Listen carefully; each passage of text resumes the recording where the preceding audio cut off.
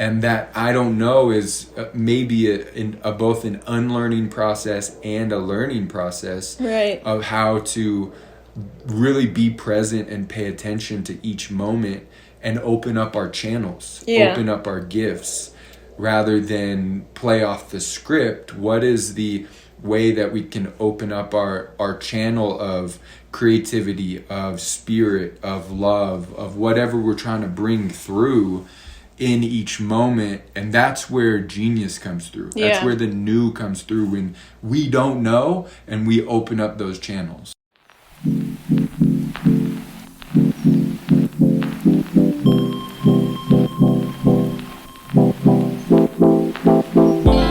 Welcome to the More Life podcast, sponsored by Platos Academy. Platos Academy is a place of a higher learning community and creative incubation. Learning in a safe and very intimate way to gain a greater ability to author your life and experience more of what you want. This is the academy where people learn the skills they need to activate their unique gifts and step into a more happy and activated life experience.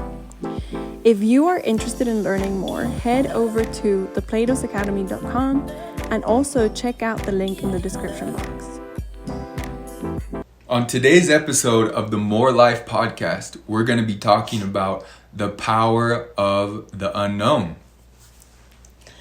So this is a really interesting topic for me, and I feel like a lot of people might relate to this experience, but there is just a lot in this, and we just want to share with you certain ways that you can navigate the unknown, right? And actually understand that being in a place of unknown can really support you in your growth.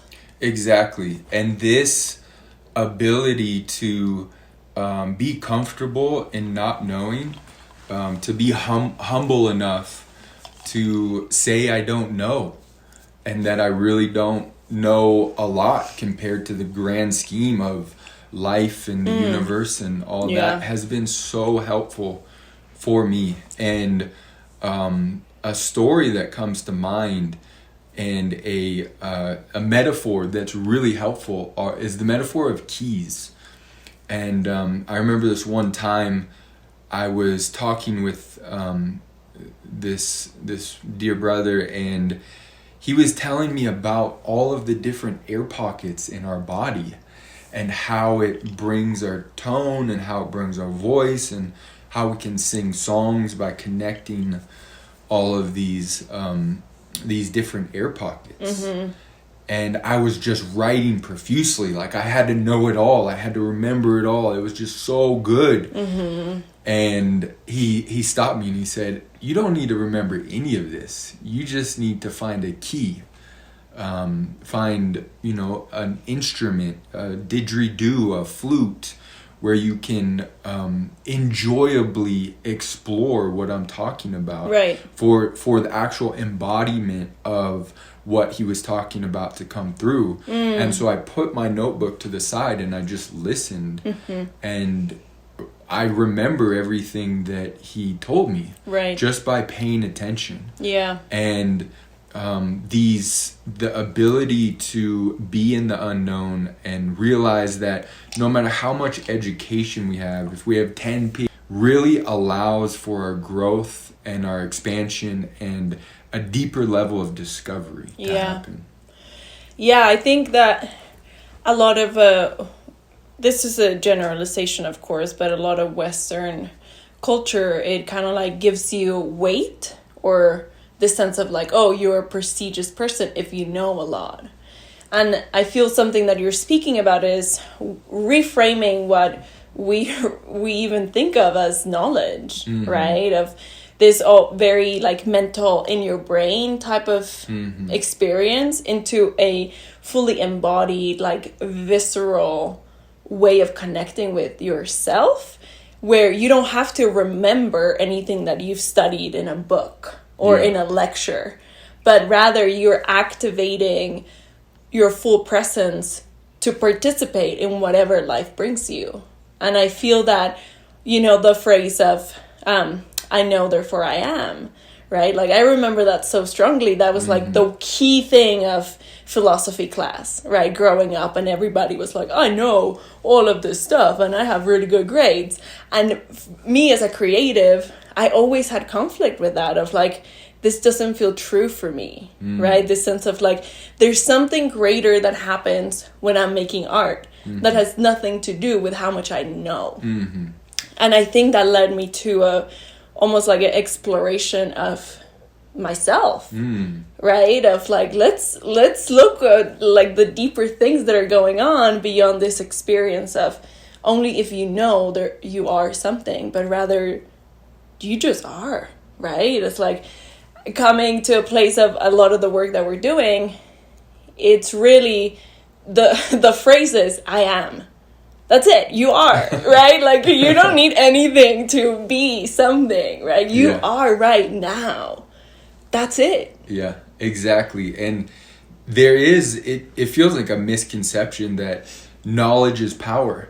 Yeah. But really what we're sharing and inviting you guys to start to feel into is a reframe of actually exploring each moment as if we don't know, as if it's new, if there's something to discover as a place of power. Right. And really what kind of Western culture with knowledge is power is giving you is a sense of confidence, a sense of safety and belonging. Right. And there is a way for you to tap deeper into yourself, your own confidence, your own safety and belonging with your I am, where you can gain this greater sense of humility, to realize that I don't know, and that I don't know is maybe both an unlearning process and a learning process, right, of how to really be present and pay attention to each moment and open up our channels, open up our gifts, rather than play off the script. What is the way that we can open up our channel of creativity, of spirit, of love, of whatever we're trying to bring through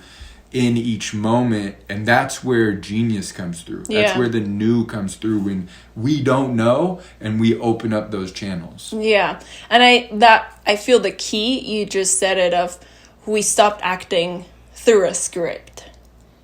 I think that's, why we're exploring this topic is, one of the biggest keys is because of that, because there are so many people acting out through this script that might not actually be true to who they are, or even to our current, present now moment reality, right? Where there's just change is the only constant. So what was yesterday it's not necessarily the holding of everything. And I feel right now that's just such a beautiful place to be, where I find a lot of hope from that, of what if I challenge all of the limitations that I think are the reality, and become curious about how can I relate to life from a abundant, prosperous, happy, regenerative way. Yeah. That isn't the examples that I've had in the past. But if I hold that knowing as that is the only thing that is true, I am limiting my experience of what's possible for me in this present moment, and what I set myself to create for the future and, 7 generations to come. Exactly. And, something that's really present in what you said in our lives is creativity. Yeah. And creativity is about, bringing something new into being, whether that's our next artwork or next version of ourselves. And one thing you were really highlighting was patterns and programs, and people kind of get stuck in the same routines and patterns and programs. And there's nothing wrong with a routine, right? Routine can be incredibly powerful. It can, outsource or make certain things that we don't need to think about automatic, right? but there's a space for us to explore where the new comes through. Yeah. And for us to really pay attention and be present for that new to come through. And it's like, you know, there's been a global pandemic, there's been all of this change in the world, and there's kind of this larger conversation is, when the pandemic quote unquote ends, are we going back to business as usual or bringing something new through? And it's really like, well, business as usual, you know, that's really following the script, you know, and it's like everybody is desiring something new and better in this world with our environment and political situations and you know, all these different areas, and also with ourselves. Yeah. And it's not moving from a place of bringing, you know, discovery and learning and expansion in ourselves from a place of lack, but from a place of creativity and curiosity. From a place of realizing there is always more to discover and more to create. And for us to channel that new in an enjoyable way with like, right now I am amazing. Yeah. And there's even more I don't even know about that I can experience in my life. Yeah. That just, the phrase business as usual, it like brings up so many triggers for me of like, what are you even thinking of business as usual? Like, we have an opportunity here of our whole lives have been shifted and tested, and we've been put in the edge of what we, you know, how we live, right? It has been turned upside down. And what we've lived the last 2 years is really an opportunity for us to really level up, if you will. And it's not about it being hard or like, you know, it is with the full compassion of our humanity, but it's really like showing us, hey, look at this, right? Our worlds have been turned upside down. People are speaking up. Groups that have been silenced are like going crazy. There is so much that was kind of like, you know, in the background that came full and center, pushing us to the edge. And so a lot of times I'm connecting with people and I'm sensing this almost like two different stories. Some people are super inspired about this opportunity and are really, you know, praying for the courage and the focus and the momentum to really honor their truth. And they're like, there's no more time to waste. This sense of an activation happening in them, right? And then there's also some other side of people that they're just like, I just really, you know, want to go back to my job and like, you know, drive in traffic and like not think about like, you know, zone out almost. Yeah. There's nothing wrong with either of them. I'm not saying that as a way of judgment or anything, but there is an observation there of, I think a lot of the work that we're here to do, or I'm here to do, is amplify the people that are ready to honor their truth. And they're ready to take that path, that it is the path of the unknown. It is a path of many times a lot of discomfort because you literally don't know what's going to happen, right? And I feel like in that, there are certain keys to support you to come back to your center, to come back to trust, to come back to that courageous leadership of honoring what is true for you and what you really want to give to the world. Yeah, I mean, you said so many beautiful things there. It's like, first off, with whatever people are choosing, there's nothing wrong with that. Yeah. You know, if people want something simple and more automatic, that's a beautiful thing to choose. Yeah. And then if someone is looking for something that is kind of ever expanding, you know, stepping into a new version of themselves, that's beautiful too. What we're just inviting you to do is look at it as a choice and pay attention to the choices that you're making. And what we're offering here is the importance of creating some spaciousness of curiosity and exploration to the fact that we probably don't know how things will unfold, and the meaning of things can change and evolve.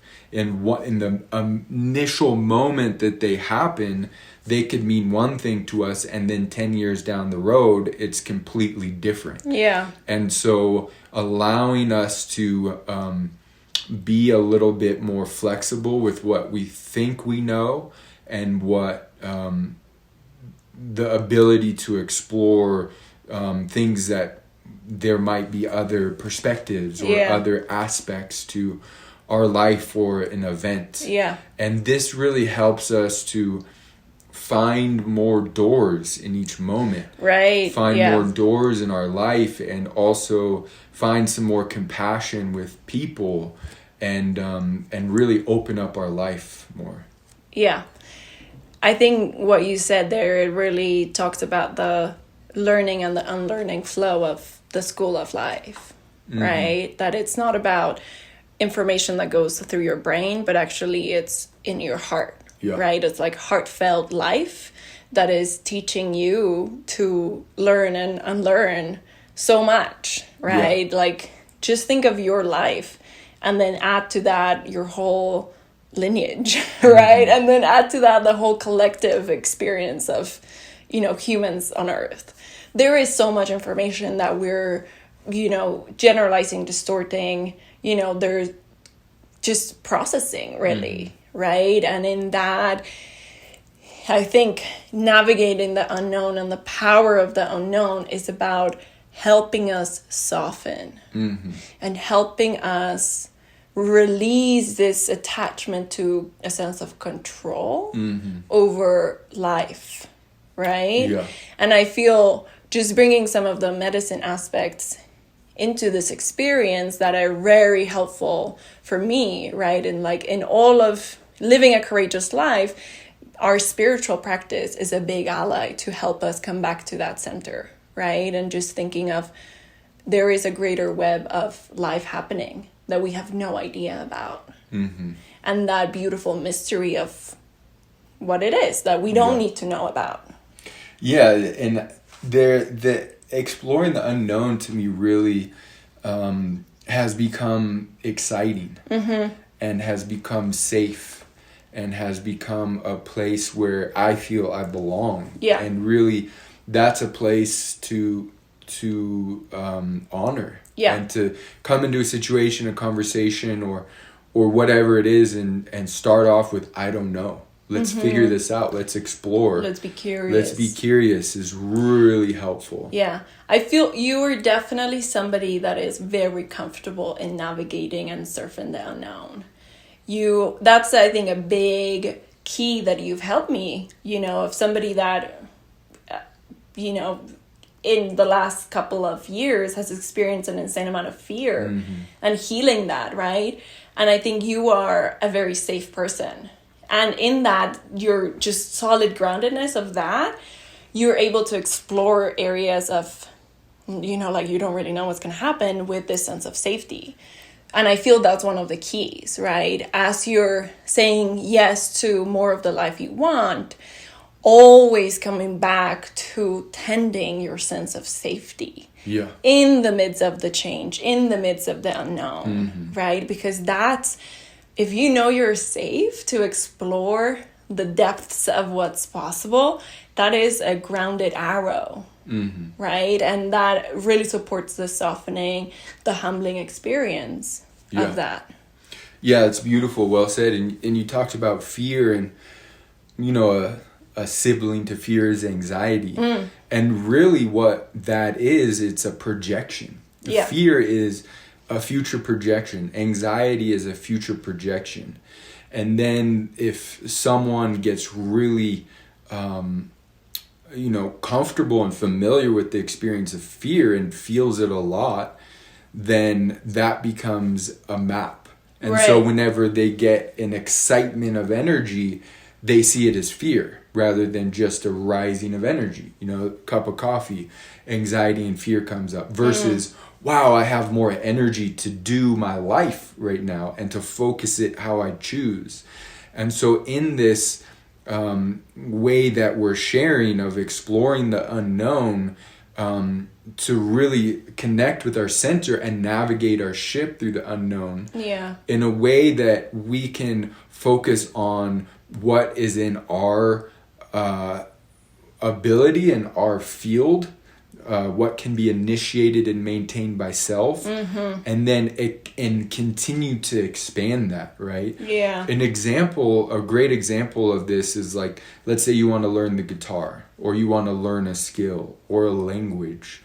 When you start that journey, you're starting from a place of not knowing. Yeah. You know, you don't know how that journey is going to be. When you learn the first song, you don't know how that's going to feel. And that new feeling or new ability to communicate through a new language is something beautiful.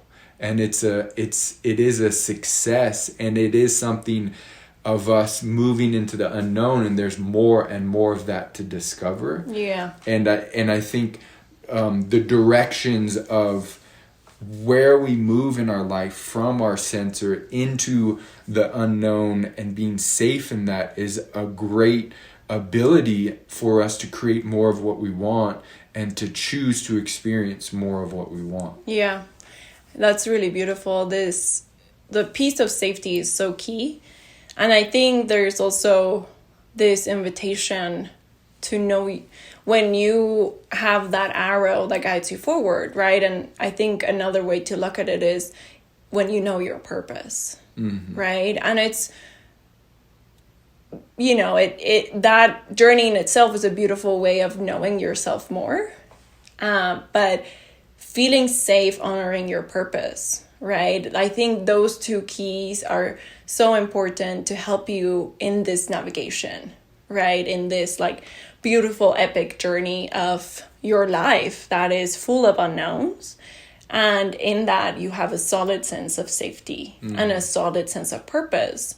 And those can change, right? What we relate to as safe can change over time. But these are practices that I feel like we've really focused on a lot in our lives to keep developing our sense of safety, to be truly who we want to be, and also to keep developing what our true purpose is, which I think, you know, speaking for the both of us, it is a sincere prayer of being of service, of sharing the love, of happiness, of creative expression, of, you know, the beauty way life. Exactly. And the way that something may unfold can be completely unknown. Yeah. And for us to, again, be comfortable with that unknown and being in each moment knowing that there's something we don't know in each moment, no matter how familiar the moment might be, and activating that that attention is part of the navigation system we're really trying to share with you here. Right. And also owning this sense of, you know, even saying, I don't know. And that's actually beautiful, a very beautiful place to be, instead of like, oh, but you should know, right? It's like, no, you shouldn't know anything about anything because it's all the unknown, right? So owning like, I don't know. Okay, so let's get curious about it. And this is a big way for us to step out of the default network. And some of the real common traits of, you know, the default network are judgment and, you know, outdated forms of evaluation, you know. And really judgment is a form of massive resistance.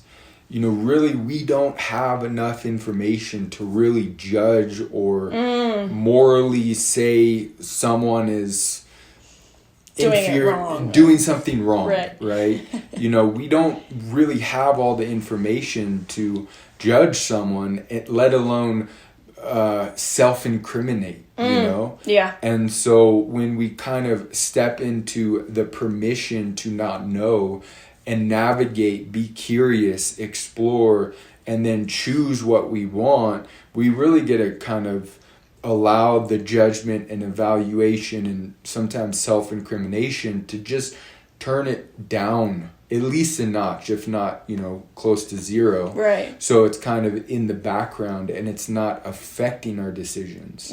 When judgment or guilt or self-incrimination or something that you're evaluating from a place of a place that's outdated, when those start to take over our choices, we move into the repeating patterns, creating from the script, the programs of the past. Yeah. And the past essentially gets recreated with new characters. Same exact script or very similar, but just new characters, new faces.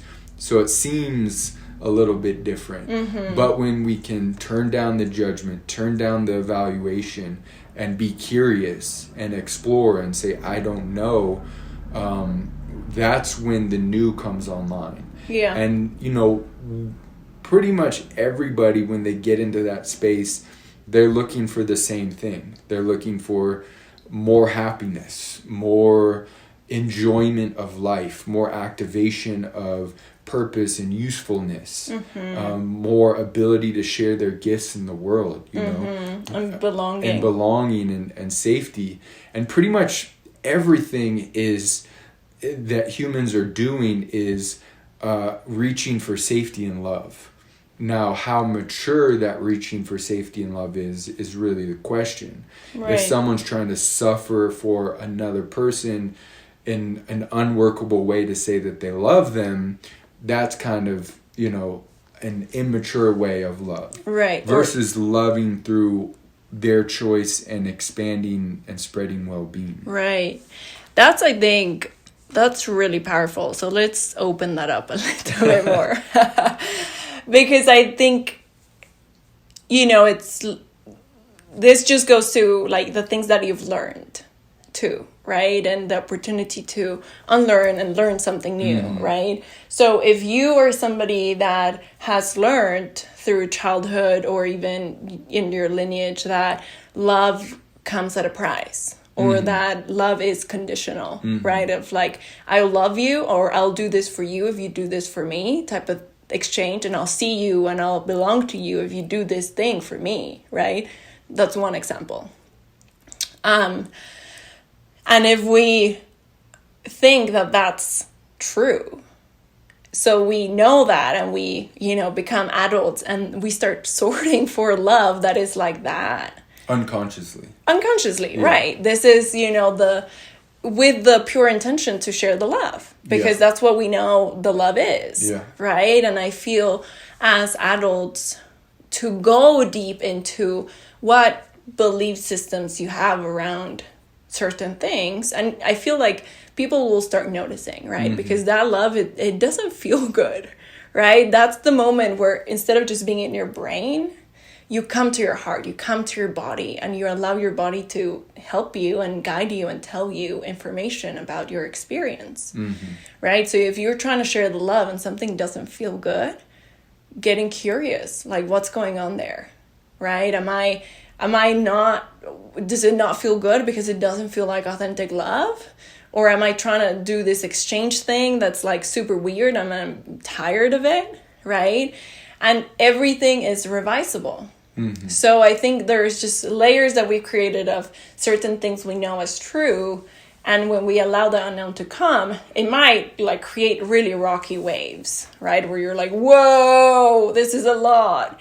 And it's all supporting you to release layers of limitation, of experiencing love in your life and experiencing it in giving it and receiving it. Yeah. Right?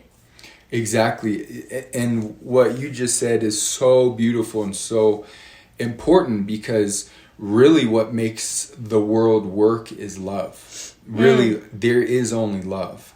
And there is the field of love. Right. And the field of love is really infinite. It's an infinite discovery, just like what we're talking about here. Being comfortable with not knowing is an opportunity to hop into the field of love and explore more access, more experience of love.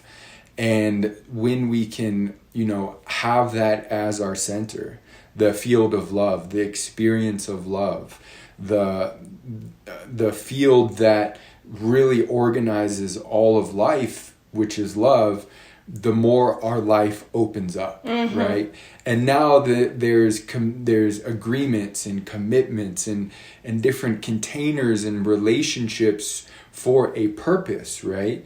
And the more that we can explore these relationships from the field of love, from our choice and from our purpose, the more our alignment just unlimits what we're wanting to do with our life. And here's the thing, it's like, this is your life, you get to do what you want with your life, and no one's grading you. You're the only person who's really grading yourself. Right. On, are you living the life that you want to live or not? Yeah. And a big part of the stepping into the life that you want to live is first intentionally making the choice and exploring with awareness, where is that choice coming from and how do I flex or increase that muscle of choice, and then stepping into the not knowing. Because when we choose to step into something greater, it's like running on a trail at night with a headlamp.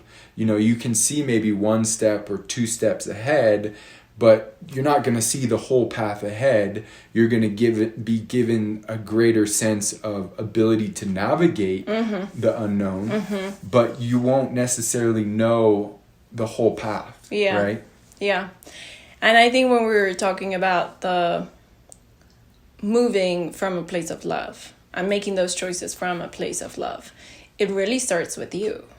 Right? It really starts with this personal experience of loving yourself, which includes no judgment to your previous patterns, right? A lot of people that, we work with, they almost get stuck in this shame cycle of, oh, I did this thing and now I have so much judgment about it and it's making me feel super stuck, and it's just this loop.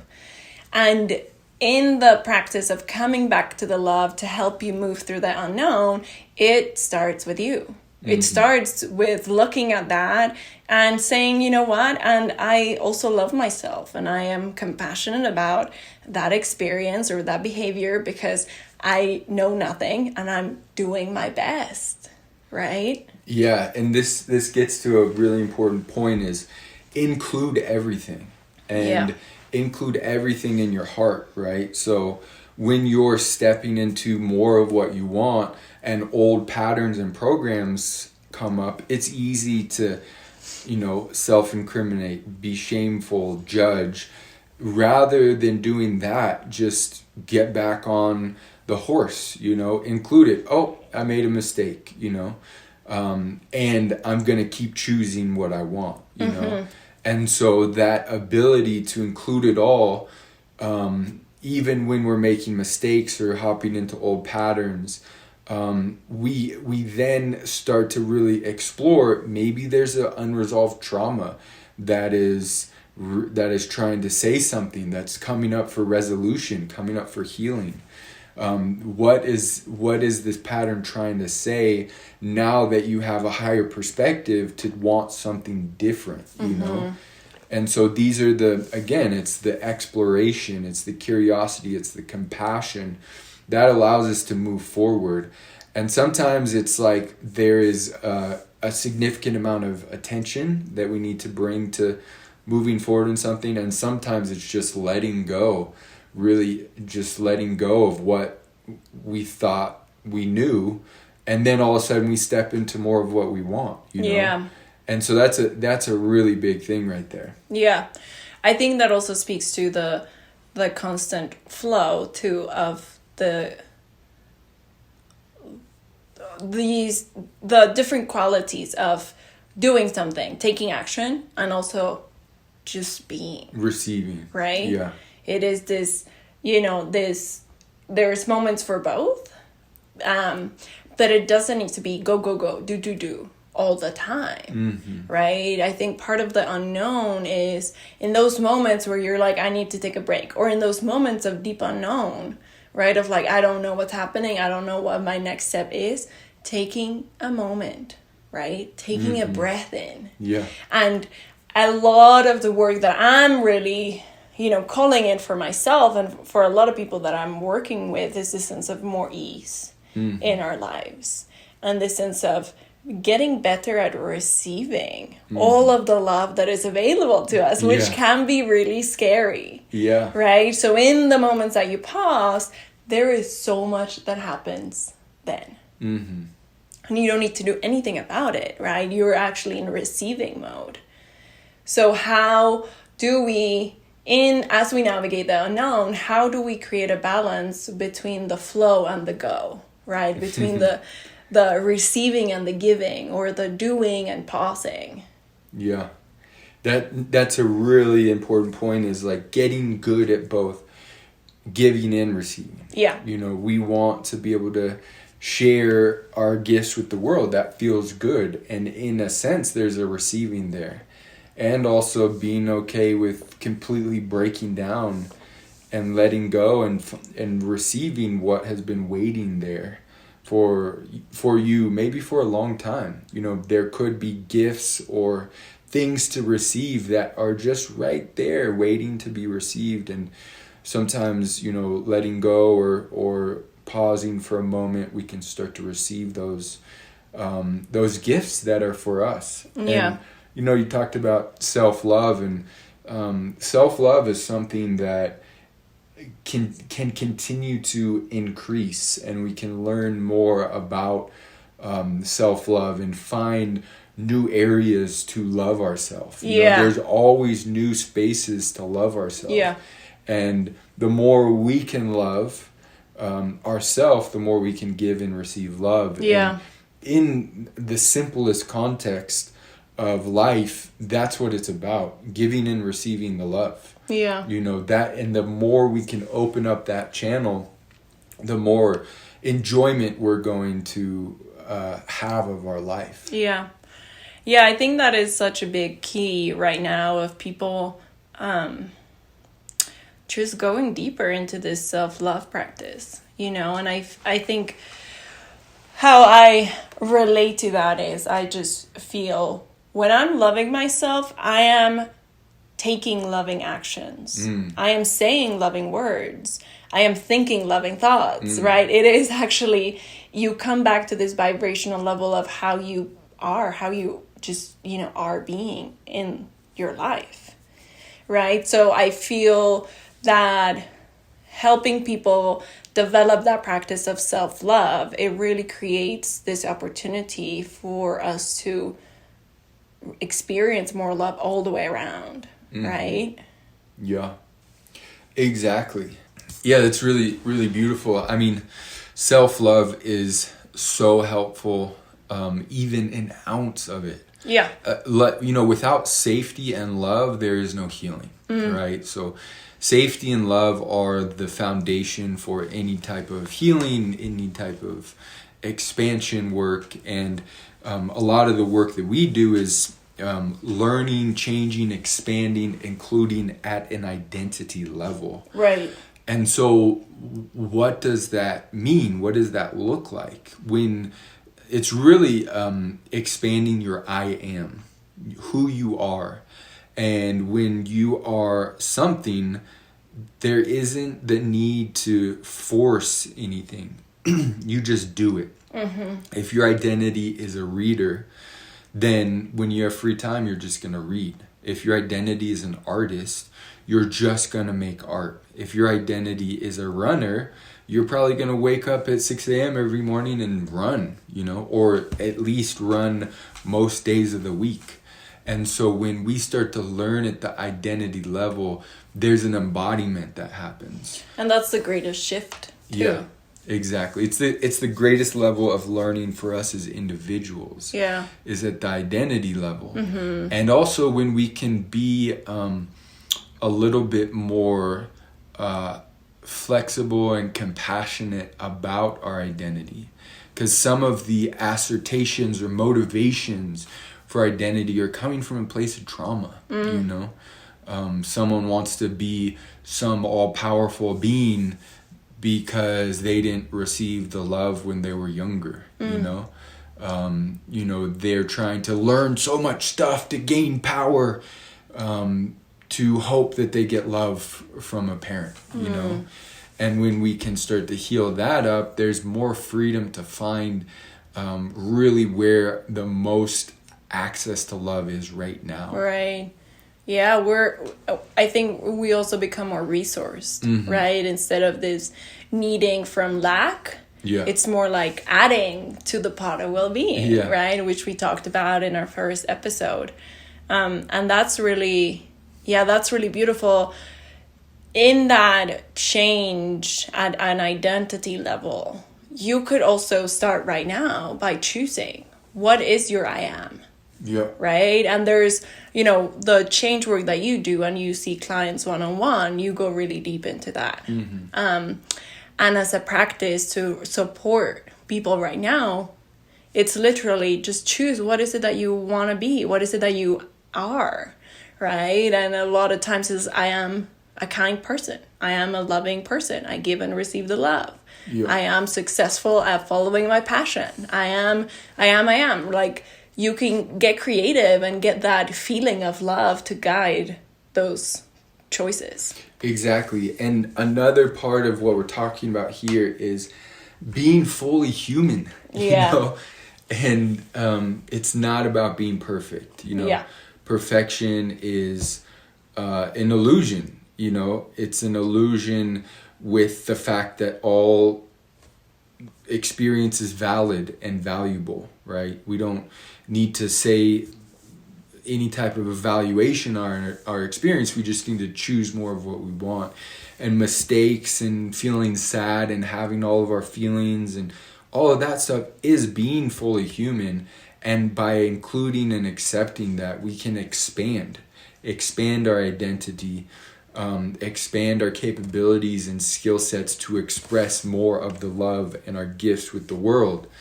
And there's another important part about including it all, right? And this really goes to the right to exist. Yeah. There can be spiritual practices that try to bypass our humanity, bypass our ego, and there is nothing wrong with the ego. Some philosophies feel like the ego needs to be killed or it needs to be transcended.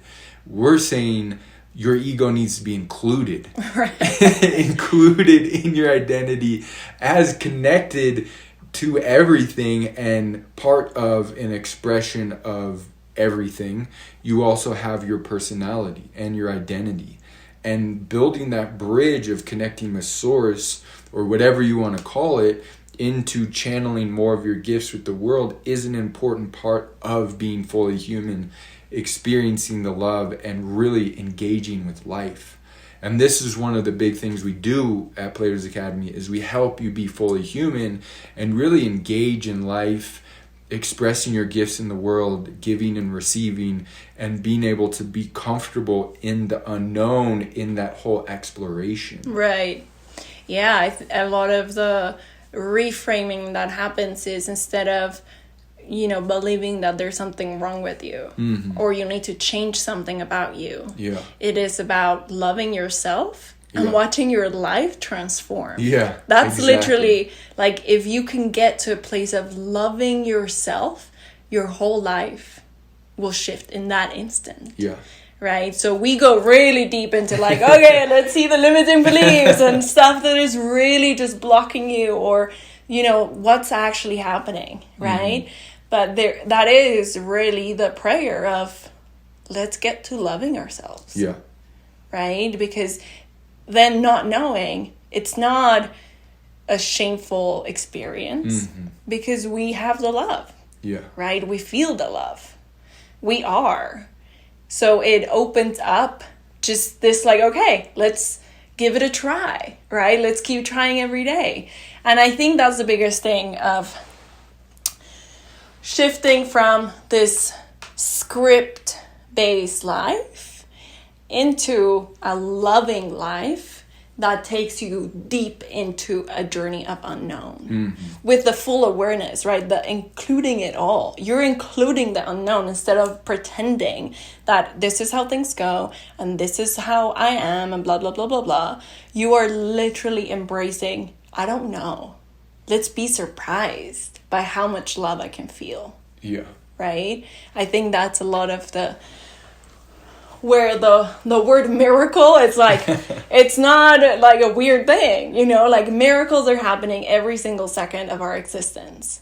And you get to experience them and be so just like blown away by what is possible in life. Exactly. Yeah. What is possible for your life is a great question to ask and continue to explore without necessarily needing to know the answer. Yeah. And in all of this, again, you know, including it all, including your entire experience, Yeah. the parts of you that think you know everything, including that. Yeah. And then also being like, okay, there is a lot of stuff I don't know, and maybe just moving into the exploration of the unknown slowly, you know, is something that could produce a lot of happiness or growth for you, you know? And so being able to include it all, love your full self, and then grow from that foundation of this present moment of fully accepting yourself. Yeah. Yeah, I think that is just such a big key right there, because it really brings you back into the present moment. Yeah. Right? The projections about what you think is possible or what is going to happen or not happen or fill in the blank, they're more like absurd. Yeah. Rather than becoming your reality and becoming the central focus of your experience, you're coming back to like, okay, I'm including it. I am projecting. Okay. And what would I like to feel right now? Mm-hmm. Right? Would it be helpful to just kind of like tone down the thought process and come back to my heart, come back to my body, feel the love, feel connection? Yeah. Right? It really invites you to take full ownership of your experience and come back to that place of choice. Mm-hmm. Yeah, exactly. And what you're talking about with the miracles and then the projections, it's like there's a whole scale of this. Some of the, like, really this discovery is cleaning up the projections, cleaning up the thought processes, cleaning up some of our actions or behaviors, or just saying okay to it and loving it, you know? Yeah. And then some of it is like where the miracles and the quantum leaps and the records are broken, the genius happens out of the blue. Like, that's possible, you know? You coming in, like the person who comes into something and says, oh, I know nothing about this, and then just does really well at it because they didn't even know anything about it, you know? There's always that in any way that you're trying to come together, the unknown really is helpful for creating that better, that new. Yeah. And I feel like we are in that place of, we are deep in the unknown and we have this opportunity to create something that is more loving. Exactly. Right? This is the moment where we are actually being invited to come back to that love. Exactly. And really inviting all you listeners to start with your own life and really just focus on your own life. Focus on things that can be initiated and maintained by yourself. Yeah. And allowing everyone and everything to be exactly as they are. Mm-hmm. And letting the world shift around you versus an effort to control or change the world. Right. Or anybody else. And this is part of the practice of the unknown, because things can change around you very quickly when you're focused on your direction, your arrow, your choice, and being comfortable in the unknown. Yeah. And in that you create this, butterfly effect, which is not You know, you don't need to control anybody else or change anybody else. You're just owning your experience, tending to your experience, right? And in that, people are going to feel that, right? When you're a loving person, people feel the love. It's just because it's the truth, right? So releasing the need to, like, I need to change this person, or this person is to blame for all of these experiences, which is like really hard to do right now with like a lot of systemic issues, right? Yeah. So if you're a woman of color like myself, it's like, whoa, it's really hard to sometimes come back to like, okay, I'm taking responsibility of my actions instead of, you know, outsourcing where the problem is. Yeah. Right? Trying to save the world versus just focus on what you can radiate, right, what you can initiate on your own. Yeah. You know? And when I do that, that's the moments where everybody around me is like, this is really helpful. Thank you for doing that. And I'm like, I'm just focused on my prayer. I'm focused on my life. Right? So I think that's the invitation of, it's easy to blame somebody else for a problem that you're experiencing. But if you change how you're relating to your life experience and you come back to the love, there's no problem. Yeah. Right? And it's almost like it can be sometimes hard to get there, but it is, I think, a big part of what we're doing, because if you're sorting for problems, you're creating them too. You're part of that. Yeah. Right? It's like this is a problem and this is what's happening and blah, blah, blah. Rather than, you know what? I want to participate in all systems that are loving and kind to everybody. Yeah. Try that. Right? Yeah, that actually is really powerful. Makes me think of some of the futures work I do. And we say futures because there is no one future. Everybody has a different future. Yeah. And what is really interesting is when we start to explore these different futures on these different accesses, including like the worst possible future ever and the best possible future and everything in between. And we take it really far, like really futuristic or really, you know, transformational or a big decline or a big growth.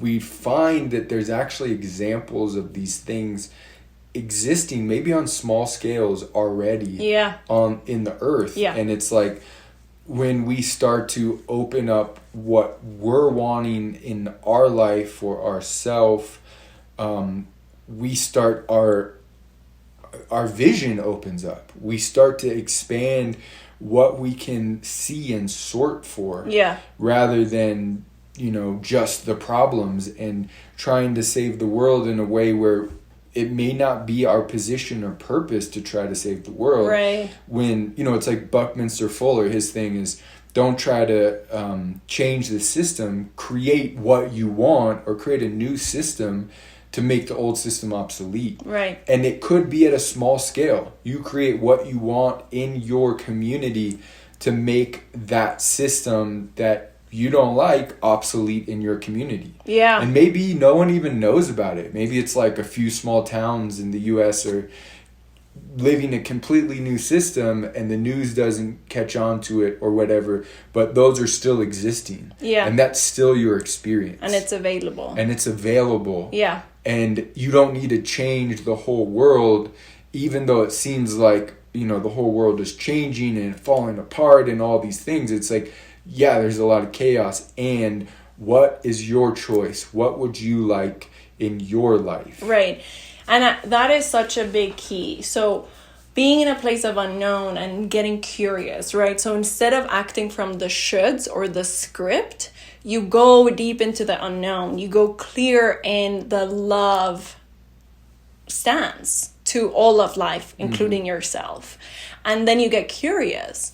And those are the moments where you get the direction. So maybe you are meant to create this amazing nonprofit that supports refugees, right? Like, that's an option. Or maybe you're just supposed to get really good at loving yourself right now, because that's the most impact you could give in the world. Yeah. Right? Again, there's no grading system. There's no judgment. There's no, like, you need to do this much to be significant. It is what is that is really present for you when you get curious in a loving stance about life, right? What inspiration comes from that? And honoring that one step at a time, asking those questions, staying curious about it, exploring the unknown. And I think that's where you also reveal that greater purpose that's always evolving and changing, but you're honoring that. You're actually getting clear on the purpose that is loving for you instead of what you think you should be doing or you should be acting. Yeah, exactly. And, you mentioned the nonprofit for refugees. It's like, if that is what you are called to do and inspire, yes, that is your choice. Right. That's the thing, right?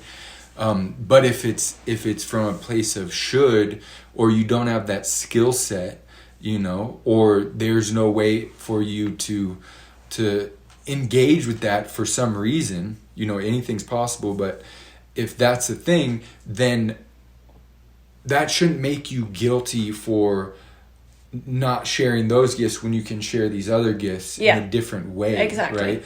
I was working with a client and we were talking about them sharing their gifts in the world. And they're like, well, I can't have what I want and share my gifts in the world because there's starving people in Africa. And I was like, have you been to Africa? And she was like, no, I've never been to Africa. So I was like, so do you know for a fact that's true, or any different than the U.S.? There's starving people in the U.S. Right. And she's like, wow, good point. And then I was like, so there's definitely help in Africa that can happen, how that is, who knows? And are you going to dedicate your life to that being your purpose and mission? And this person said, no, I'm not going to take very much action on that. So that fantasy of starving children in Africa was limiting her from sharing her gifts in her community. Right. Now, if she did choose to help and do, NGO work in Africa, that's very beautiful and whatnot.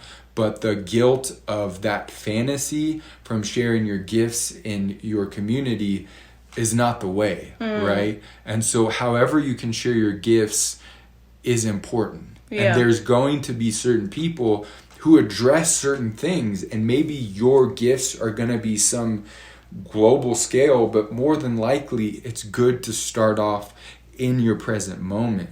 How can you share your gifts in your community now, here? Yeah. And some people are global. Some people are thinking at that scale, and their whole system and community is set up that way. And other people are more tuned to be local. And so finding whatever is in your system, your field to share your gifts is the key. Yeah. I think that is, speaking to the developmental approach that we see, you could start with something really small that becomes something really great. Like great in the sense that it reaches the entire world, right? But the scale doesn't actually make it great or not great, right? The scale has nothing to do with that. It is it authentic? Is it your true purpose? Because that's felt. And it also fuels your work, right? There's so much burnout, and I think a lot of it is because we're doing work that is not purposeful. We're doing work that is not for us. Attention is going to so many places that it's really hard to stay focused and grounded in a purposeful way, right? So instead of going into overwhelm and exploring the unknown, we come back to a loving stance, exploring the unknown. Yeah, and that it's really what we're saying here in exploring the unknown and how we're choosing to act or not act. It's really the energy that we're bringing through. Yeah. If we make a company that makes pottery, are we doing it in a good way or are we not? Right? If we do a company that is making clothing, are we doing it in a good way or not? And really paying attention to that. And finding the better way to do it, and finding the better way to do our life in an everyday is kind of what we're inviting you to do through saying to ourselves, like, actually, I don't know. Like, let me explore, let me discover. Yeah. And that's, I think, where spiritual practice is going to really support us in recalibrating, right? So recalibrating if you're in a judgment, loop, or an experience, or shaming or blaming, right? You're recalibrating to calmness, to, back to your center. Yeah. And I think prayer for me has been such a beautiful just commitment during these times. And it's not about a religious way of praying. It's really just a simple, heartfelt intention that you're calling that greater spirit, right? You're putting it in the world. And, a big prayer that I hold, and I just, sharing it here, is that whatever I do supports life in a good way, right? That, as an artist, that my hands carry life, right? In everything that I do, and, the clothing business or whatever it is about supporting life in a good way. So that's, again, coming back to your sense of identity of who you are, right? And choosing that you are somebody that supports life in a good way. And I think spiritual practices can really support you in that process. Yeah, for sure. And what you talked about a minute ago of, like, maybe you fall into a moment of judgment or sadness or some constricting, heavy experience. And you come to a place, that you want to shift that. And really being able to explore the unknown is realizing that your experience can shift in an instant. Yeah. In 1 second, it can become something more enjoyable or better or something different that is adding to your experience somehow. And asking for help from creation and creator and all that can be a really powerful practice for us to really expand our identities, the walls and limitations of ourselves, to include everything. Yeah. In the North American First Nations peoples, they look at everything as a relative, right? Yeah. Trees are our relatives, the winged ones are our relatives, the four-legged ones are our relatives. And so when we start to look at everything in our life as a relationship, as a relation, it shifts how we see things. It shifts how we make decisions. And I feel like it naturally aligns us with a way to support life. And that process is a process of exploring the unknown, of exploring our relationships with ourselves, each other, and life itself. Yeah. And becoming in greater harmony of that. And that process is so important. And if you start it now, you're going to discover so much and continue to discover, and it doesn't stop. Yeah. I think that is just such a big key there too. There's just a lot of beautiful pieces that we're speaking to right now of relating to everything that's alive as your relation, and that creates this like family bond with all of life, and you come to a place of authentic caring. Right? It is not like a projection of like, oh, poor people over there that are suffering. It is like, I want to add to the well-being. And you actually stop projecting, right? Which is, I know you've shared a story with me of like you traveling to Latin America and a lot of people in the US saying, oh, it's so dangerous, be careful, or you shouldn't go, or blah, blah, blah. And you went there and it was an incredibly safe experience. It was everybody was so kind and so helpful. And this story has happened. I've heard that many times from other people, right? So we stop projecting our fears onto other people or identities or groups, and we come back to the love that we can share between each other. Yeah. Right? So the shaming, blaming, the guilt trip, it actually stops. right? And maybe some can create a little bit of a harder experience to get to the love.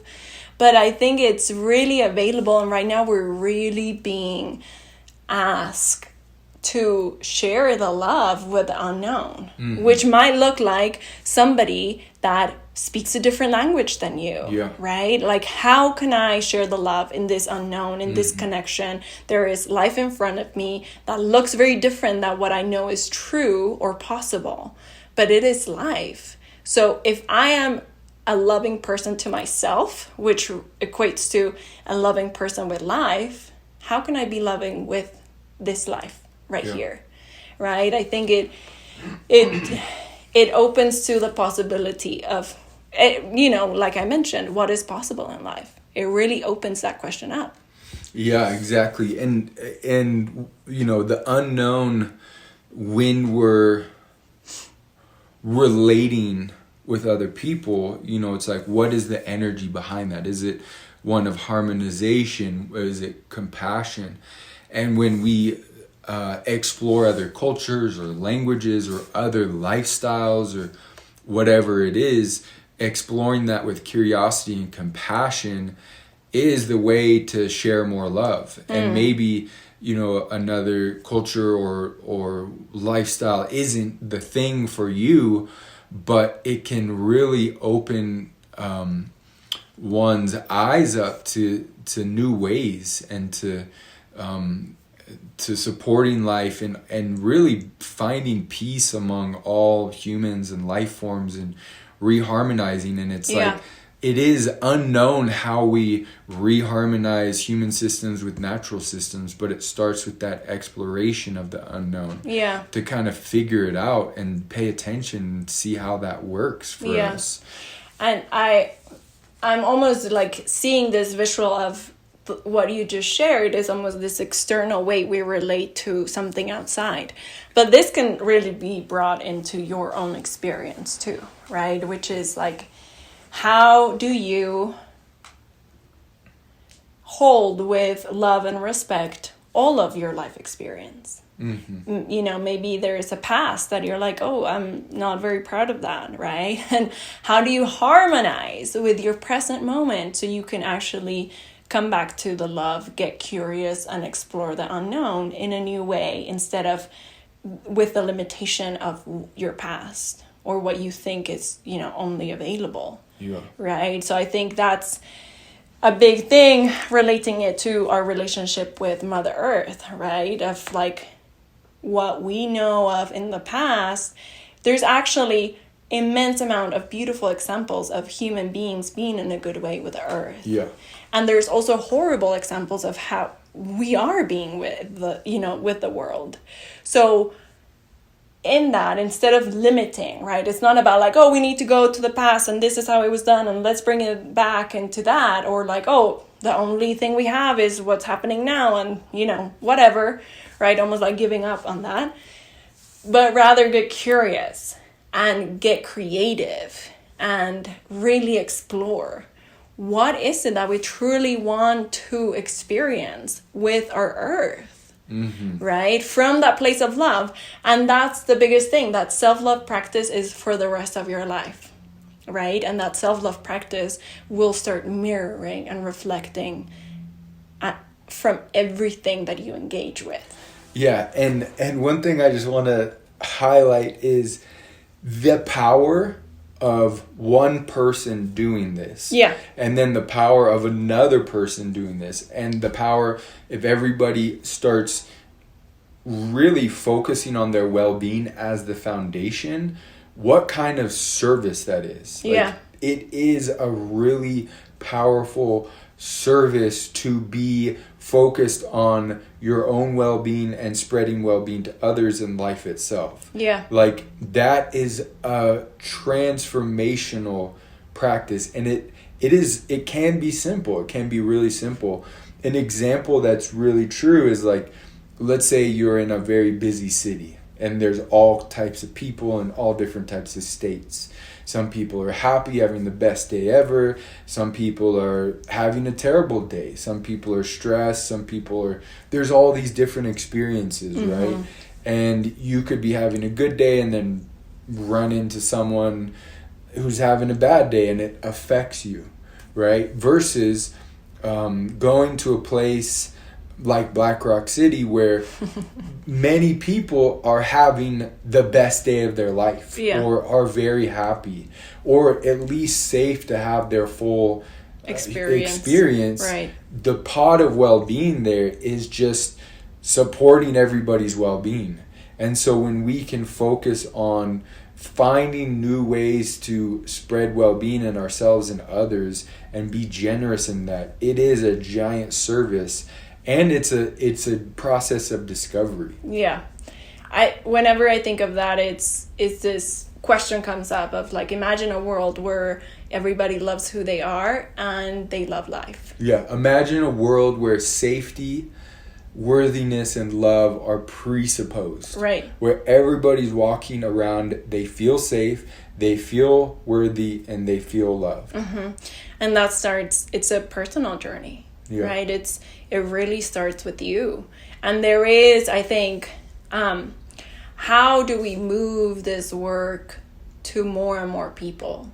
Right? Mm-hmm. I like thinking of this as like, how do we move the help that could really support people that are maybe in just more of like limiting experiences, right? Because this is available and you have that capability to come back to that and really, go deep into that experience of self-love, right? And the authentic desire of the more and more and more people that do this, the more and more we spread this possibility for people. Yeah, and what you were saying there makes me think of the fixing mentality, right?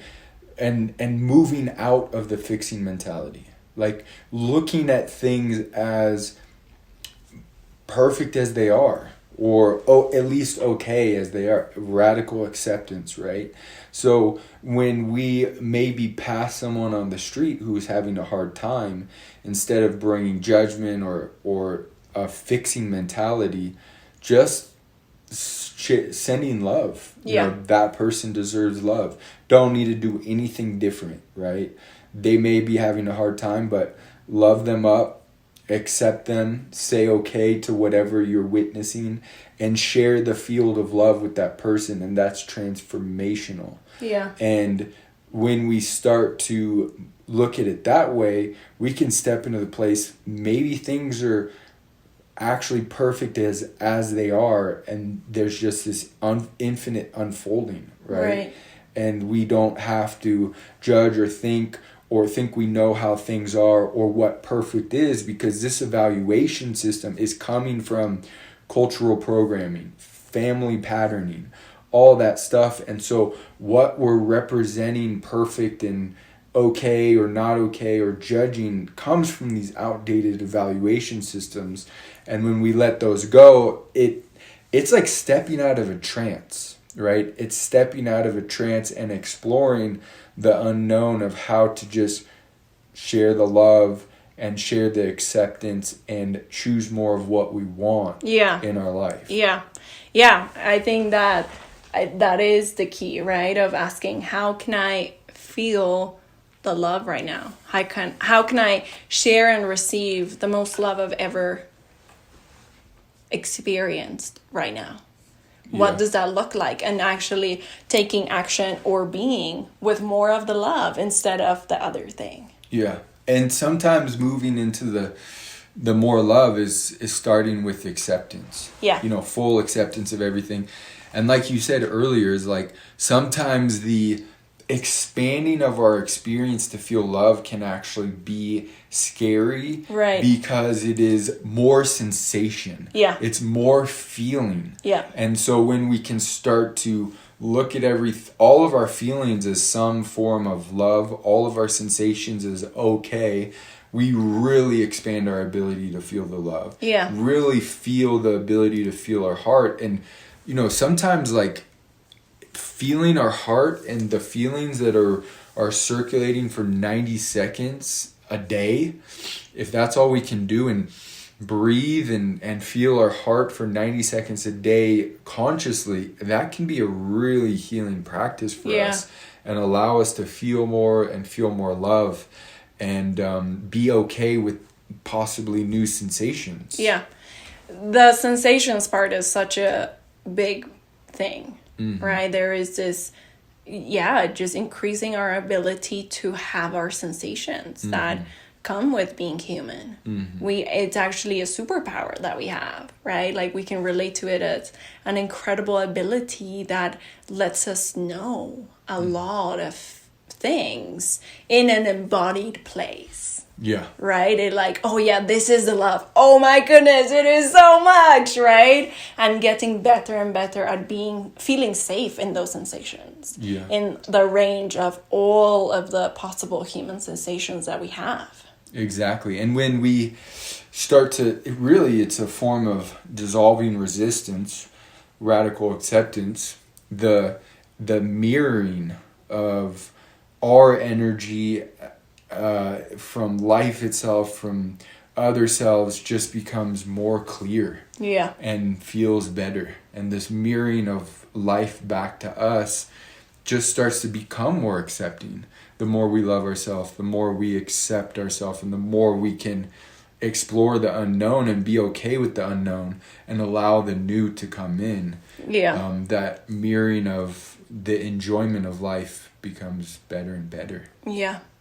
So really just inviting you to really take some time to explore the unknown and be okay with not knowing, and be okay with saying I don't know, and letting that become a process of discovery, self-discovery and life discovery.